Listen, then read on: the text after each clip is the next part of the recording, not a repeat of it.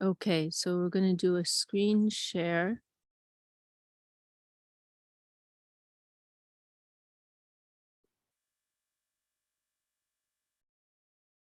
I'm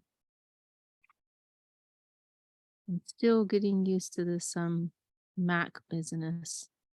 Is this the right thing here?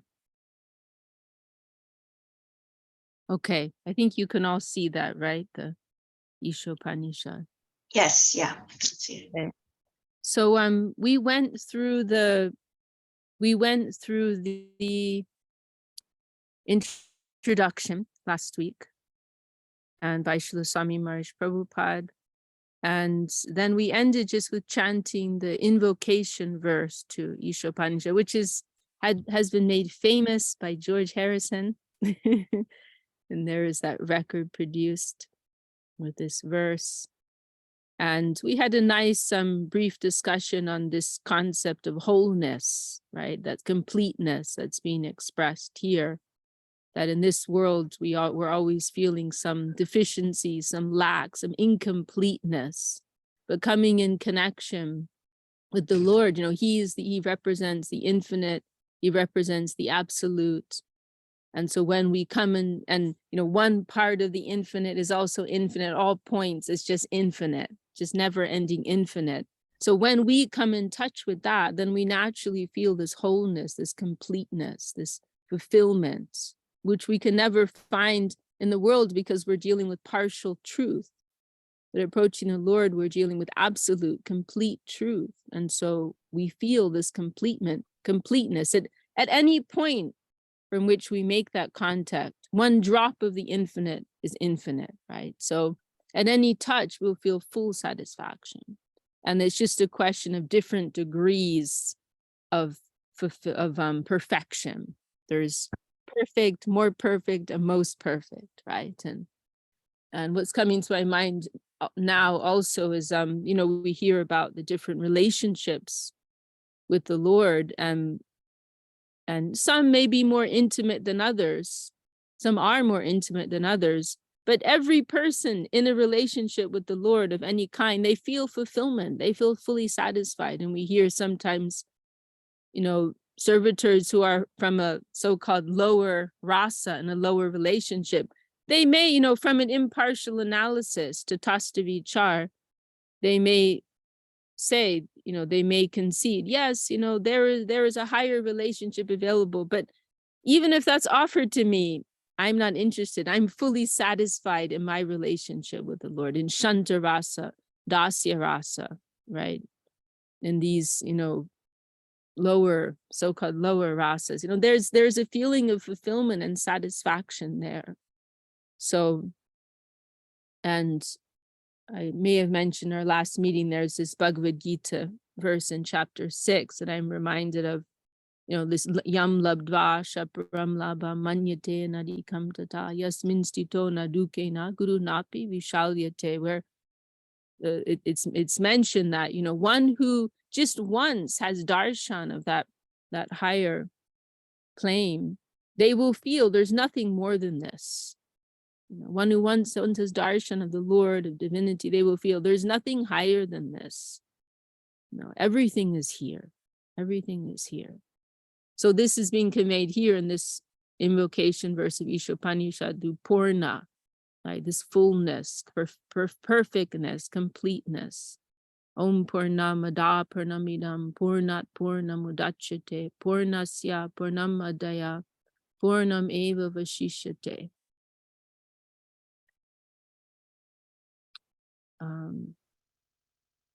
So the personality of Godhead is perfect and complete. And because he is perfectly the personality of Godhead is perfect and complete. And because he is completely perfect, all emanations from him, such as this phenomenal world, are perfectly equipped as complete wholes. Whatever is produced of the complete whole is also complete in itself. Because he is the complete whole, even though so many complete units emanate from him, he remains the complete balance. Radhana Rupini, do you want to read the purport to this verse?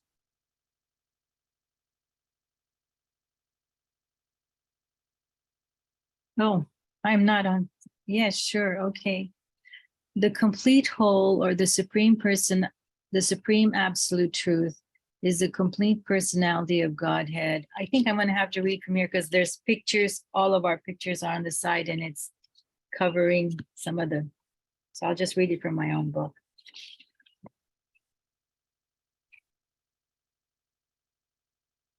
The complete whole, or the supreme personality, supreme absolute truth, is the complete personality of Godhead.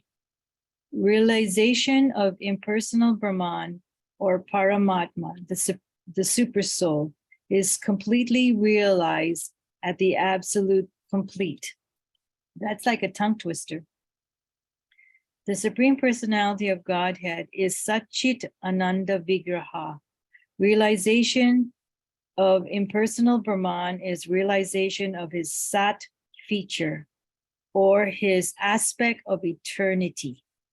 And Paramatma realization is realization of his Sat and Chit feature, his aspect of eternal and knowledge.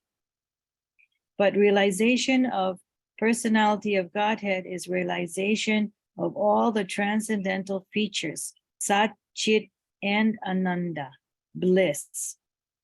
When one realizes that the supreme person, he realizes these aspects of the absolute truth in their completeness. Vigraha means form. Thus, the complete whole is not formless. It is he were formless. If he were formless, or if he were less than his creation in any other way, he could not be complete. The complete whole must contain everything, both within and beyond our experience. Otherwise, he cannot be complete. The complete whole, the personality of Godhead, has immense potencies, all of which are as complete as he is. Thus, this phenomenal world is also complete in itself. The 24 elements of which these material universes is a temporary manifestation are arranged to produce everything necessary for the maintenance and subsistence of the universe. No one unit in the universe needs make an extraneous effort to try to maintain the universe. The universe functions on its own time scale, which is fixed by the energy of the complete whole. And when this schedule is complete, this temporary manifestation will be annihilated by the complete arrangement of the complete whole. All facilities are given to the small complete units, namely the living beings, to enable them to realize the complete whole. All forms of incompleteness are experienced due to incomplete knowledge of the complete whole. The human form of life is a complete manifestation of the consciousness of the living beings, and it is obtained after evolutions through 8,400,000 species of life in the cycle of birth and death. If in this human life, or of full consciousness, the living entity does not realize his completeness in realization to the complete whole, he loses the chance to realize his completeness, and is again put into the evolution cycle by the law of material nature. But because we do not know that there is a complete arrangement in nature for our maintenance, we make effort to utilize the resources of nature to create a so-called complete life of sense enjoyment. Because the living entity cannot enjoy life of the senses without being dovetailed with the complete whole, the misled life of sense enjoyment is illusion. The hand of the body is a complete unit only as long as it is attached to the complete body. When the hand is severed from the body, it may appear like a hand, but it actually has none of the potencies of a hand. Similarly, living beings are part and parcels of the complete whole. And if they are severed from the complete whole, the illusory representation of the completeness cannot fully satisfy them. The completeness of a human life can be realized only when one engages in the service of the complete whole. All service in this world, whether, oh, this is very long. It's about four pages. Whether through the perfect discipline, succession of spiritual master, beginning with the Lord himself, since he spoke the first word of the Vedas known, the source of the knowledge is transcendental. Radhana Rupini, I'm wondering where, because what I'm looking at on the database, it Oh, I was reading the introduction. yeah, I think you went somewhere. Sorry. Yeah. What did you want me to read? It was just the commentary on that one verse. I think did you read the last paragraph? The completeness of human life can be realized. Yes. You read that. So yeah, that's it. Yeah. Thank you, Didi. It's good to read it from here, but the pictures are in the way, so there's some words, I could have read it through there. Mm-hmm. Everyone's picture, you can't see the rest of the words. Mm-hmm. Mm-hmm. Sorry, Didi. No problem. Thank you so much. Welcome everyone who's joined. We have a nice turnout today. We've had quite a few join us. Jayadev has joined, and Scarlett. I see Marie here, Dulal Prabhu, and I think a few others. Angel joined. Great to see all of your beautiful faces and names with us. So we're beginning our new journey now, going through Īśopaniṣad. And yeah, I mean, this is just, wow, we have Giridhari joining us now. It's been a while. It's a beautiful meditation, this concept of completeness. And it's this commentary Srila Swami Maharaj Prabhupada develops on that really, really beautifully. Welcome, Giridhari Prabhu. We always miss you. Does anyone want to add any other thoughts to our discussion on this verse?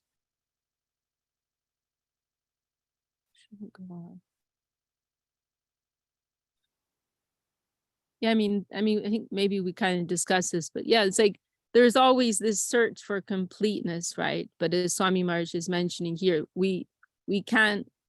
Oh, I see Sue Davies raised her hand. We try to find that in connection with the finite, with the incomplete, and we are inevitably frustrated, right? It's only when we connect with that complete whole, with that supreme completeness, then we can feel actual completeness, feel actual fulfillment. Sue Devi, please. Thunderbirds. I meditate on this sometimes, this verse. This was my favorite verse before meeting the devotees, and I used to say it every day. And I guess after meeting the devotees, I like to connect it with service. And when you know, it feels like if I'm in this current of service and if I'm engaged in that continuous service, then that energy and that grace will naturally come to continue that service, and that fullness will continue to be birthed to bring the inspiration within the heart to continue the, you know, motivation and I don't know, the dynamic energy that can be found within that current. And when we're in connection with that current and engaged in that way, then the energy that's needed to to drive that dedication will continue to be filled and never be empty. Beautiful. That's beautiful to hear, Sue Devi.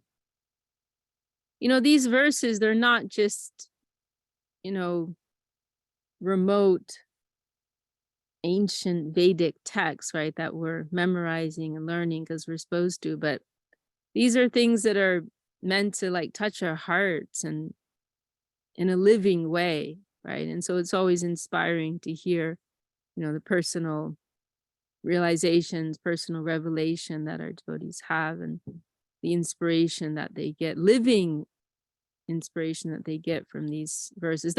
So that was really beautiful to hear, Sue Devi. You know, like all of these expressions are representing eternal currents of truth, right? And that's why we don't get too much into the history of things. You know, I think I mentioned in another meeting recently, when I was in Portugal a month or two ago, there was a professor of the history of religion who joined one of our meetings, and she wanted to know like what was the exact history and circumstances surrounding putting Bhagavad Gita into writing, right? How exactly it was put into writing and some historical details like that. And I tried to explain to her, okay, we may have some knowledge about that, but that's not really our interest. And we're not thinking of this as history, but we're thinking of this as representing an eternal current of truth, and the how, the when, and all these details are not always so relevant. Oh, maybe someone turn off their mic. You know, it's all living, it's all eternal, right? And you know, and sometimes you'll see that there are different expressions that have been passed down through the ages, and it's not always known like who they came from, when they first manifest. But it's like this is a pot of truth that got unveiled, right? But we don't know exactly through who and when, but it's speaking truth, right? And that's what we're concerned with, you know. So it's always you know, valuable to remind ourselves of that, like the living nature of these expressions. You know, we may say, oh, Īśopaniṣad, it's an ancient Vedic text and came in this way, this time, whatever, right? And of course, we respect that, but more significantly, it's representing eternal truth, you know, that's relevant here and now. It's always relevant. It's always fresh, right? We can think of all of these different statements of truth. Sometimes I think of them as like different doorways, right? That you're entering into a whole world. You're entering, it's a revelation, you know, like a door that you enter, you know, new world of spiritual experience. So all of these verses are like that. They're like these doorways of divine revelation, divine experience. And so if something comes and touches our hearts in a living way, then we can consider ourselves extremely fortunate. Radhana Rupini has her hand raised. I find that, you know, the human being, you know, yes, it says that we're complete, you know, because we come from the complete, but sometimes we will feel incomplete. And, you know, you always hear these sayings, oh, you complete me, or, you know, a certain person completes you, whether they're a friend, a child, a husband, wife, or, you know, something completes me, but that completeness never lasts forever. You know, it's not, you don't really feel that complete because there's always a little disturbance, you know. But I find that when you're absorbed in devotional service, whatever devotional service you're doing, or absorbed in a kirtan, or absorbed in reading something about Krishna, or chanting, because in the Bhagavad Gita it says, I am the Mahamantra, meaning Krishna is the holy name. That sense of completeness is so profound. It's so, you can really feel complete, because now you're with the most complete, who is Krishna, instead of another, you know, not that we shouldn't be social human beings, but the true completeness. And I feel that the pure devotees that have walked this earth are forever always complete. They're always absorbed in thoughts of Krishna and Krishna Katha and everything, that there's always forever feeling that completeness, which we hanker for. And that's why we go close to them. I don't know, it's just a thought. Beautiful, beautiful. Thank you so much for sharing, Didi. You know, I'd love to hear some reflections from Jayadev if he's available on Īśopaniṣad, because actually you inspired me to go through this text. You mentioned, I think it was one of your favorite. Are you available, Jayadev, to share any thoughts on Īśopaniṣad, or in general, or this verse? We actually have very rare real Wi-Fi for a moment here. We're also moving, so we have a lot of crazy, we're like moving while we listen. We had to move out of the land project. Īśopaniṣad, I don't have a lot of reflections at the moment. I just like it. I love that first mantra too. It's really amazing. I like the math in it, you know, the infinite math in that mantra. So, but yeah, I don't have anything really. Infinite mind is infinite. What's that? Yeah. It's all infinite. Yeah, it's my favorite math, I'd say. It's a really nice algebra equation that we can use all our lives instead of something we just learn in school and it goes away. So yeah, I don't really have much to say though. Just happy to be here. I'll probably be off camera because you don't want to see our storage area here. Dandavats. Thank you. That was a really nice angle, Jayadev. That was great. Thank you for sharing that. Narottam Nitai Prabhu has his hand raised. Please, Prabhu, would love to hear from you. Hare Krishna, my dandavats to you all. And my impression of Īśopaniṣad is written by the sages, if I'm not mistaken. Sorry, what did you say? It's what? It's written by the sages. So it's not. So I know there's a distinction between like Smriti and Shruti or something. I don't know which one is which, but I think it's not direct words from Krishna, but it's written by the sages to help us understand, you know, especially from like the Vedic teachings, because they can be very flowery languages, the Vedas, and you know, they talk about many things. So I think Īśopaniṣad helps us, you know, kind of categorize some of the teachings from the Vedic teachings, and then help us see that who is Ishwar, or who is Krishna. So hence the name Īśopaniṣad. That's my understanding. Yeah. Thank you, Prabhu. Okay, Suvasini Didi, you've been very quiet. Any reflections on what we? No, I don't have much reflections. I think everybody shared is beautiful to hear everyone.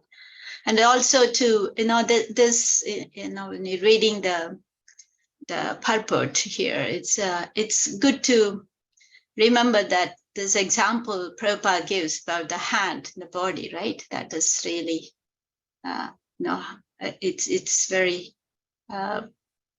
good to remember that. It's like, you know, it's a hand, it's hand when it is, you know, severed from the body. It looks like a hand, but it is, yeah. So that actually, I feel it's very nice to remember that example.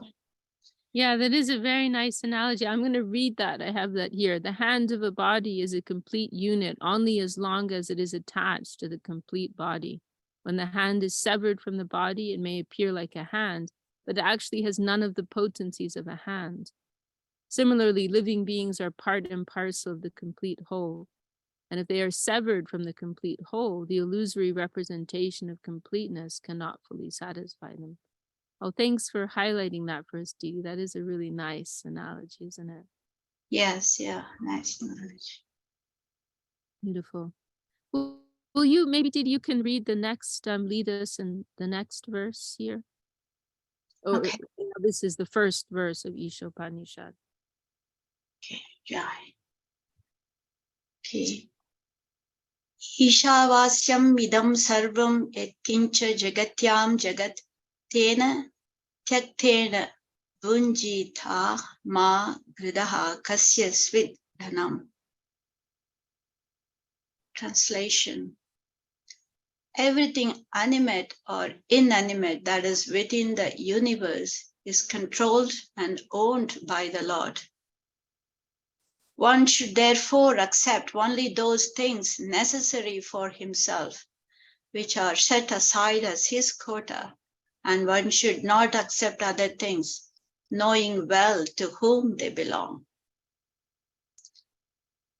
Purport. Vedic knowledge is infallible because it comes down through the perfect disciplic succession of spiritual masters, beginning with the Lord himself. Since he spoke the first word of Vedic knowledge, the source of this knowledge is transcendental. The words spoken by the Lord are called apurusheya,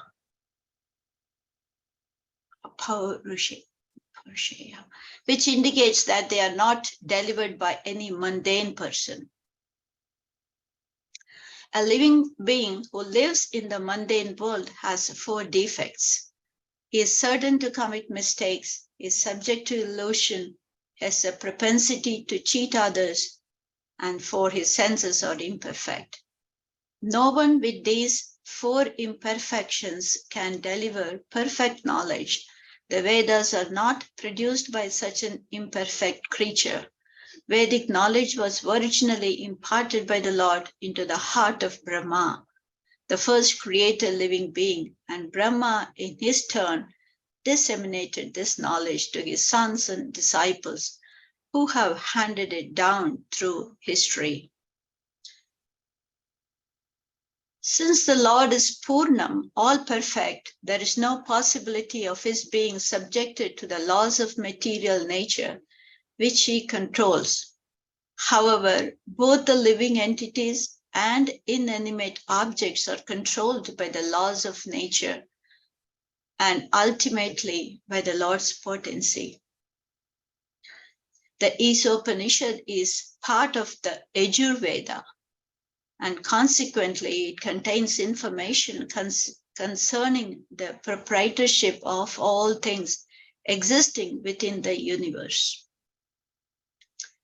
The Lord's proprietorship over everything within the universe is confirmed in the 7th chapter of the Bhagavad Gita, 7.4 to 5, where para and apara prakriti are discussed. The elements of nature, earth, water, fire, air, ether, mind, intelligence, and ego all belong to Lord's inferior material energy, apara prakriti. Whereas the living being, the organic energy, is his superior energy, para prakriti. Both of these prakritis or energies are emanations from the Lord, and ultimately he is the controller of everything that exists. There's nothing in the universe that does not belong to either the para or apara prakriti. Therefore, everything is the property of the Supreme Being. Because the Supreme Being, the absolute personality of Godhead, is the complete person, he has complete and perfect intelligence to adjust everything by means of his different potencies. The Supreme Being is often compared to a fire, and everything organic and inorganic is compared to the heat and light of the fire. Just as fire distributes energy in the form of heat and light, the Lord displays his energy in different ways. He thus remains the ultimate controller, sustainer, and dictator of everything. He is the possessor of all potencies, the knower of everything, and the benefactor of everyone. He is full of inconceivable opulence, power, fame, beauty, knowledge, and renunciation. One should therefore be intelligent enough to know that except for the Lord, no one is a proprietor of anything. One should accept only those things that are set aside by the Lord as his quota. The cow, for instance, gives milk, but she does not drink that milk. She eats grass and straw, and her milk is designated as food for human beings. Such is the arrangement of the Lord. Thus, we should be satisfied with those things he has kindly set aside for us, and we should always consider to whom those things we possess actually belong.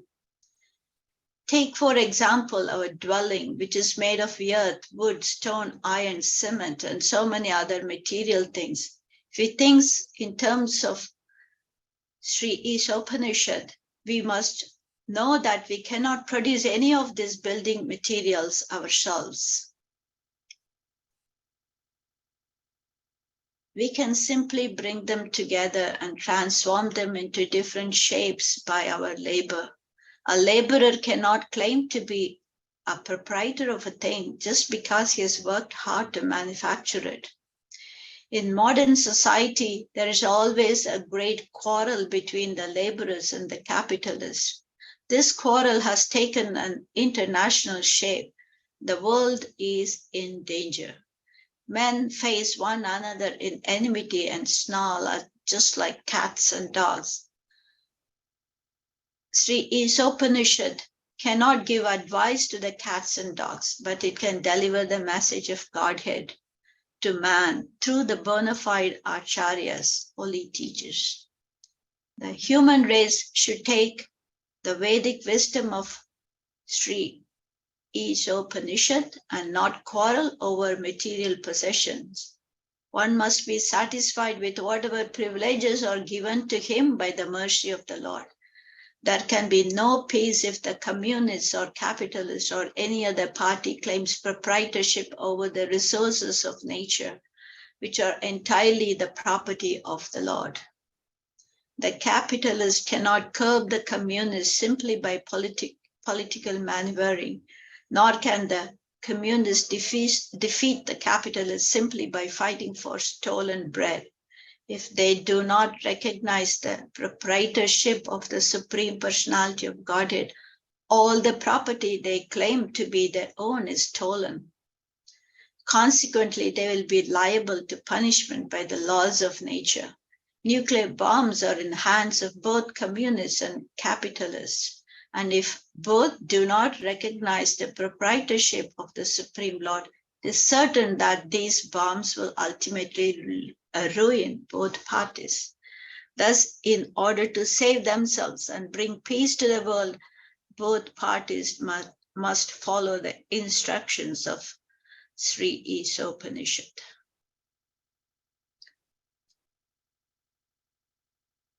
Human beings are not meant to quarrel like cats and dogs. They must be intelligent enough to realize the importance and aim of human life. The Vedic literature is meant for humanity and not for cats and dogs. Cats and dogs can kill other animals for food without incurring sin. But if a man kills an animal for the satisfaction of his uncontrolled taste buds, he is responsible for breaking the laws of nature. Consequently, he must be punished. The standard of life for human beings cannot be applied to animals. The tiger does not eat rice and wheat or drink cow's milk because he has been given food in the shape of animal flesh.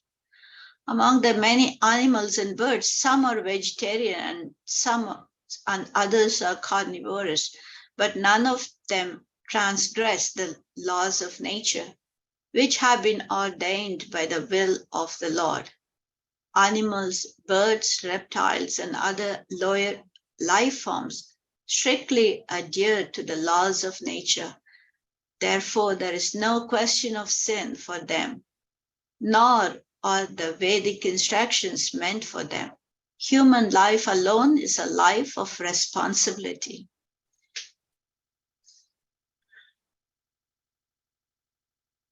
It's wrong, however, to think that simply by becoming a vegetarian, one can avoid transgressing the laws of nature. Vegetables also have life, and while it is nature's law that one living being is meant to feed on another, for human beings, the point is to recognize the Supreme Lord. Thus, one should not be proud of being a strict vegetarian. Animals do not have developed consciousness by which to recognize the Lord, but a human being is sufficiently intelligent to take lessons from the Vedic literature and thereby know how the laws of nature are working and derive profit out of such knowledge. If a man neglects the instructions of the Vedic literature, his life becomes very risky. A human being is therefore required to recognize the authority of the Supreme Lord and become his devotee. He must offer everything for the Lord's service and partake only of the remnants of the food offered to the Lord. This will enable him to discharge his duty properly. In the Bhagavad Gita 9:26, the Lord directly states that he accepts vegetarian food from the hands of a pure devotee. Therefore, a human being should not only become a strict vegetarian, but should also become a devotee of the Lord, offer the Lord all his food, and then partake of such prasadam for the mercy of God. Only those who act in this way can properly discharge the duties of human life.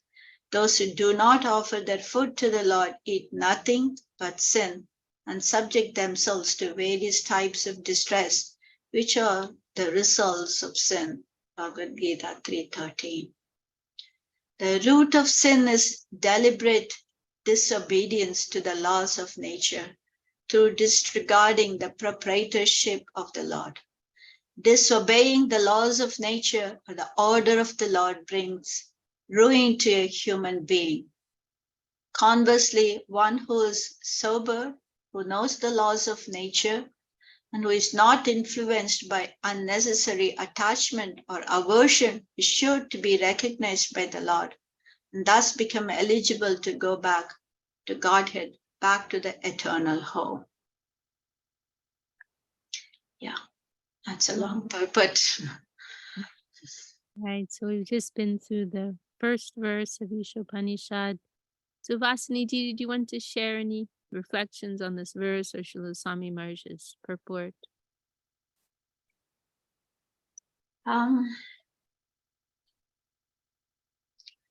yeah, I was just at the very end. There was some point I was just thinking, what was that? I was reading.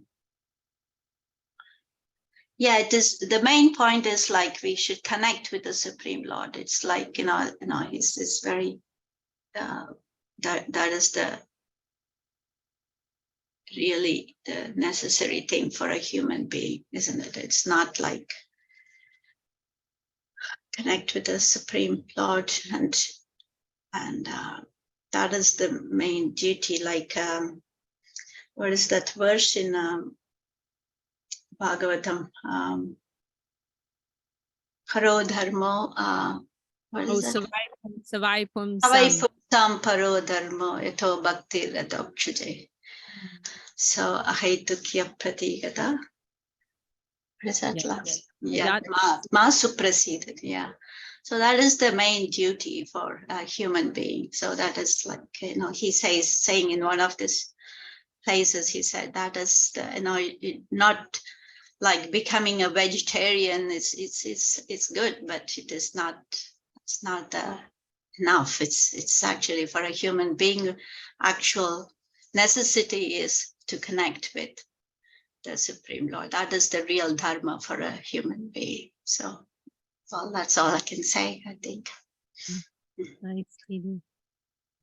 And I appreciated also how Srila Swami Maharaj pointed out here the particular responsibility that we have in the human birth because of the free will that we have, the advanced consciousness and free will that we have. You know, animals, they're, you know, we're told animals actually don't incur karma because they're just living according to their natural instinct, right? The laws of nature, so the Swami Maharaj mentioned. So, but we, you know, we have this greater degree of consciousness and free will, and therefore we become responsible for everything that we do. And that free will is supposed to be used, as you're pointing out, you know, cultivating our relationship with the Lord and our spiritual identity. But if we're misusing that for selfish enjoyment, then you know, then we will have to deal with the consequences. Not, of course, that we want to emphasize this type of fear-based approach. Anyone else have any comments, reflections? Now this, I mean, this first statement, Ishavasyam idam sarvam, this is huge. This cancels 1,000,001 things, saying everything belongs to the Lord. This cancels 1,000,001 plans, conceptions. You know, it's like, oh, okay. Gonna have to rethink things. Oh, everything belongs to the Lord. It's a very bold, strong, and clear statement. Ishavasyam idam sarvam. This is like our slogan. Everything is for the Lord. Everything is the Lord's, right?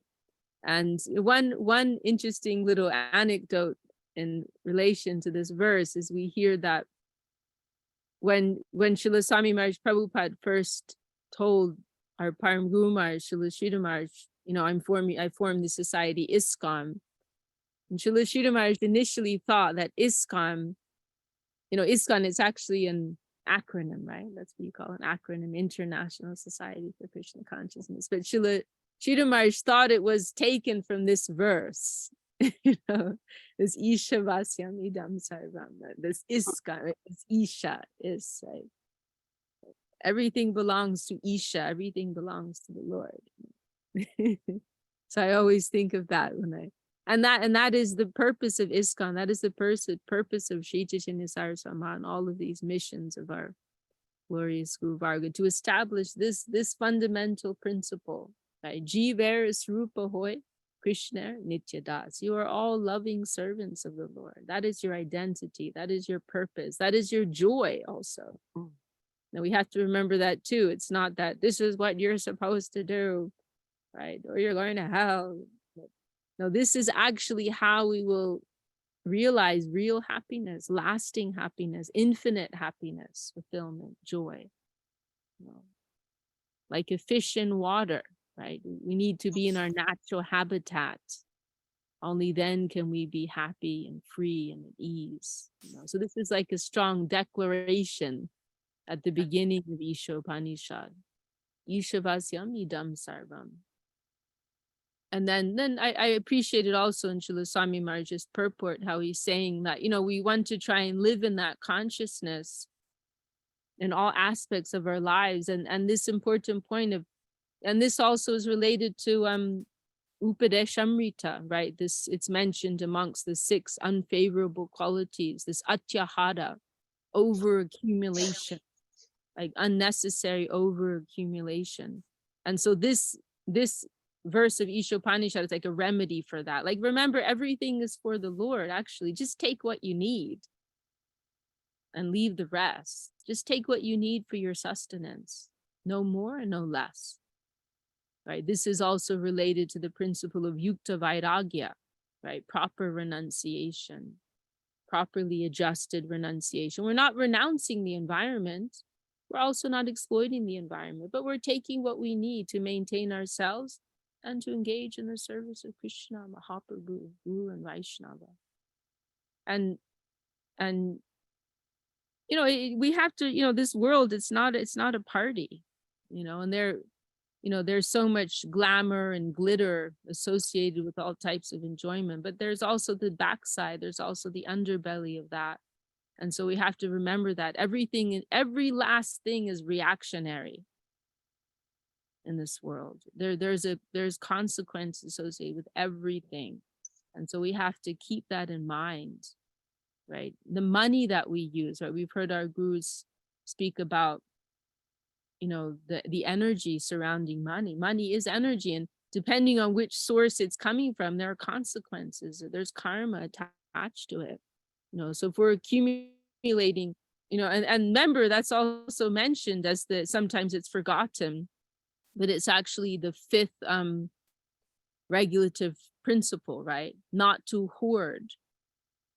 You know, and it's mentioned that Kali resides in money. So we just take what we need, right? Otherwise, it's dangerous, right? You're accumulating this energy, and it's coming from so many different sources. It's holding all kinds of karmic reactions, and you'll become implicated in that. You'll have to face that too. So we want to carefully navigate this world with this principle of Yukta Vairagya. We take what we need, no more and no less, right? It's not a party, it's not a game, and everything has consequences in this world. And if we're living in this spirit, Ishavasyam idam sarvam, we're covered, right? Everything is for him. Everything is by him, for him, from him, to him, right? If we live in that spirit, you know, we'll be happy, we'll be free. So it's a very powerful declaration being made here at the beginning. Madhur Priya, I would love to hear something from you. I'm here with this beautiful Vaishnavi, Madhur Priya, all the way from Australia. Just remembering something very poignant that Gurudev said 20 years ago, but I'm just realizing now with your explanation about this verse, what he meant. And I always remember his words.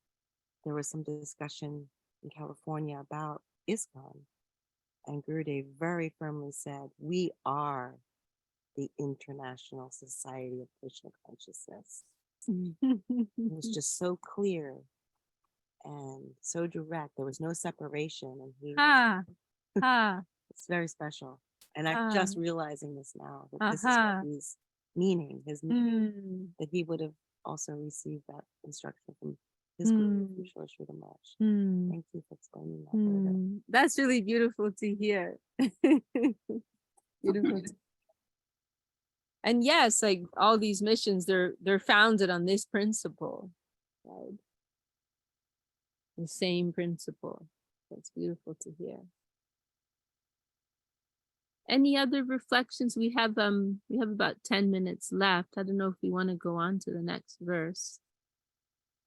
I just want to say one more point, Didi. It's like, you know, you were talking about this free will, you know, like I'm reminded of this. There is one talk of Sridhar Maharaj. Maybe you heard that recording too. You know, he was remembering that somebody who came to Srila Bhaktisiddhanta Saraswati Thakur, and he was actually asking him this question. Now, why did God give this free will? Now, vulnerable. It's vulnerable free will. You remember that talk? So why did he give this vulnerable free will to the jivas? You know, because with the free will, we actually commit this mistake. You know, we come away from God. And he said, Srila Saraswati Thakur said, you know, he said to him, "You're all freedom fighters." You know, at that time, you know, India, they were freedom fighters. They said, "Don't you, you know, value the freedom, right? It's without freedom, the free will. This is just, we are just, you know, like a stone, dead stone, right? Something else, you know, he said, but I'm just just speaking, what I remember. It's so it's just like, because then Srila Maharaj said, yes, it's a vulnerable freedom, but what the immense gain you can get with that free will, that is, yes, you can commit mistakes, but at the same time, on the positive side, how much progress you can make with that free will, that is immense, if you consider that. So that, he's just wanted to say that is, very nice to remember. Yes, the free will, you can go this way, but also the gain is so much also with that free will. It's, Thank you for sharing that, Didi. Yes. Yeah, I think that's published in one of the books also, isn't it? Yeah. Is it? I can't remember. I just heard in a recording of video. Maybe you can. Is there something more to say on that? Is that true? I mean, that's beautiful. It's a beautiful. I remember that because it's a very striking statement. He's saying you're all fighting for freedom. Like, don't you know the value of freedom? Yeah. Oh, actually, I think a part of that also was he quoted, there was that, and then he also, I think in the same place, he also quoted, he cited a comment of Gandhi, where Gandhi is like telling the British, we want our freedom. And they said, they gave this response, so you're not fit for freedom. You're not capable of governing yourselves. Yeah. And Gandhi responded, we want the freedom to do wrong. Yes. Yeah. There's value in, like, freedom is so precious that even if you're going to do wrong, it's worth it. But it's a valuable thing to have. We want the right to do wrong. Yes. Yeah. Very nice. Is Maya Devi part of that free will? Like she's forever serving Krishna. Is that part of?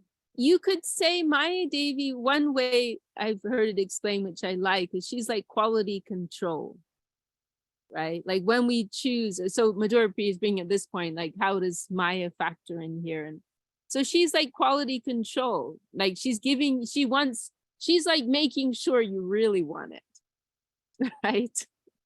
As like we say, oh yeah, I'll sign up for Krishna Seva, Ishavasyamidam Sarvam. Then it's like, is it really?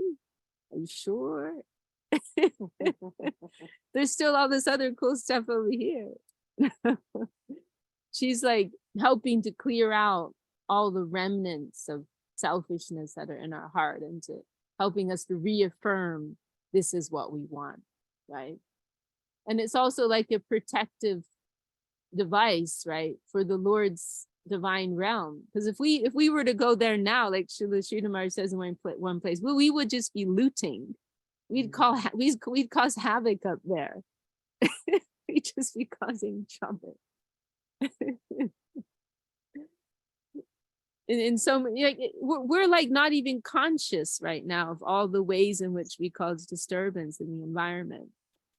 Like one thing I reflect on is how there's this tendency we have that when we see something beautiful, we want to own it, right? Like many of these tendencies we have, we don't even think they're weird because they're just so normal to us. But it's like, there's something beautiful and you want to buy it and put it on your wall or keep it in your pocket or whatever, right? Lock it away in your safe. Like, but why, like, just think about it. It's a little strange. Like, why do we need to own everything? Why do we have to possess everything that's beautiful? Why can't we just appreciate it as it is and where it is when we have that vision, right?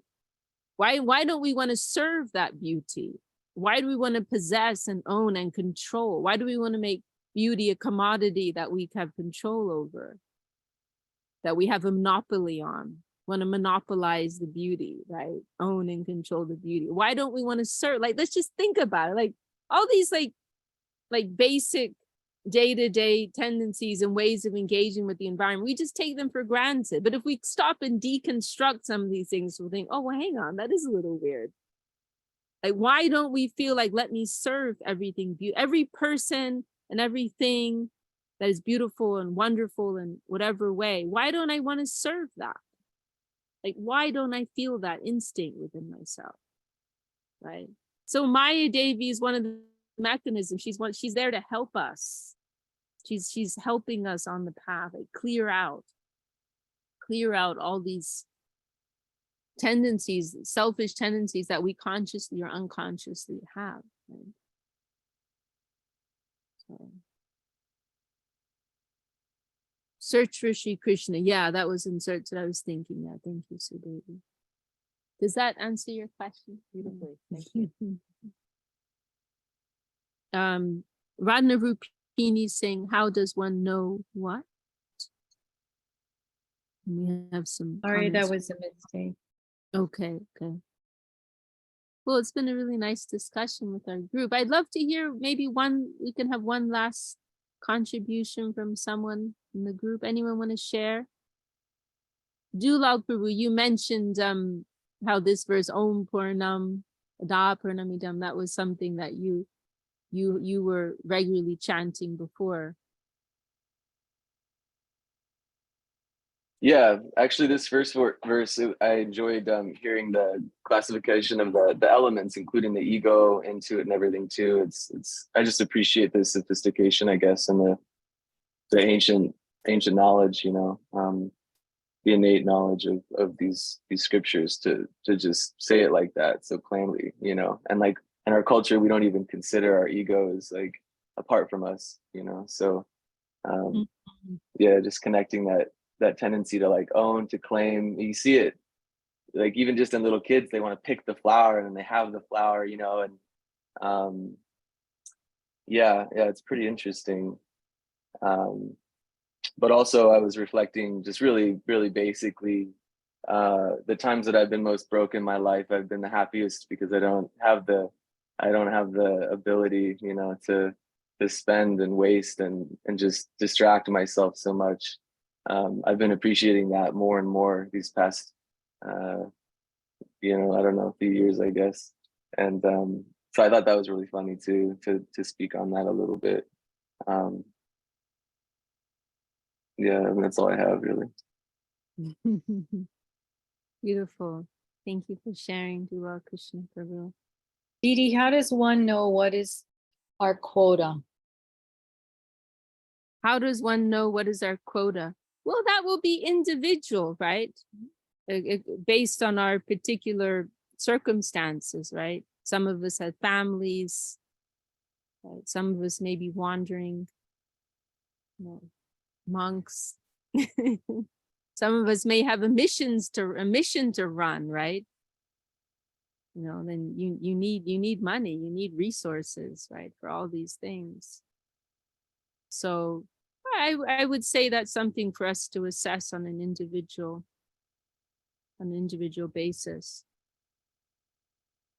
I mean, it's a tricky thing, you know. I mean, it can be a tricky thing. Like I think sometimes too, like about, I go back and forth like on savings, you know. I mean, I don't save. I don't have that. I don't have money to save. But, you know, sometimes this type of question comes, you know, and I see how, you know, like it seems sensible for families to keep some savings, you know, but at the same time, I see that it can be like a rabbit hole that persons go down where they're like obsessed with saving and they're so afraid about the future. And I think to a reason, you know, some reasonable sum you have for emergencies, right? But at the same time, not to get into that spirit of obsessively hoarding, right? And then your neighbor needs help and you're not helping them, right? So I think, you know, you know, we want to be practical. Like our Gurudev made that point. Because as a few times we saw with Gurudev, devotees would like literally give everything. And then when it was time to leave, they didn't have money to take the taxi to the airport. I know of a few cases like that. And our Gurudev would give them money. I know of like 3 different cases like that. You know, and our Gurudev made a comment once that, you know, in regards to emotion and devotion, right? We don't want to just have this, sentimental, emotional approach. But devotion means being sensible. Devotion means being steady. Devotion means considering everything, right? But just to emotionally surrender everything and not thinking of not even keeping what you need for the basics. And then you have to go and ask your guru. I mean, what is that? So, that we have to keep some practical common sense, right? And then, of course, the money that we have, try to use it wisely for what's actually necessary as much as possible. When we have the opportunity for the service of the Lord, those are the things we want to spend our money on, for the service of the Lord and his mission and for our upkeep. And of course, we're human beings. We may have to spend a little for our own luxury, pleasure here and there to some reasonable degree, but we don't want to overdo that, right? We want to be careful. Remember, it's the Lord's energy. And the thing is, right, in the beginning, we may have these questions, but as time goes by, this principle of Ishavasyam idam sarvam, everything belongs to him, it will become more and more deeply felt within our hearts. And we won't be able to do anything non-essential. We won't have that option. It will be very, and Param Guru Maharaj discusses this very beautifully. I believe it's in one of his purports in Bhagavad Gita, that like once that realization takes root in our heart, there won't be room for anything else. There won't be space for anything else. That will be our real heart feeling, that everything belongs to him. And in the meantime, we can't force that, and we may have to spend for other things here and there, but we're trying to align ourselves as much as possible with that principle, right? So those are my thoughts.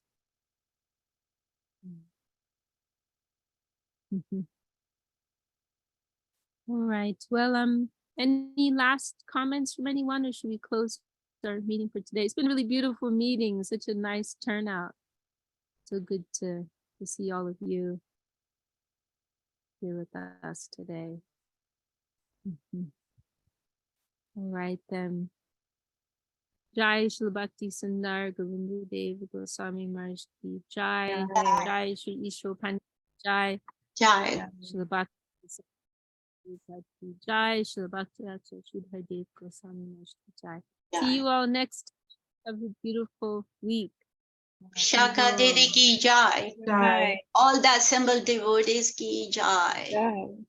Thank you very much for today. Thank you. Thank you for your association. Hare Krishna. Hare Krishna. Thank you very much.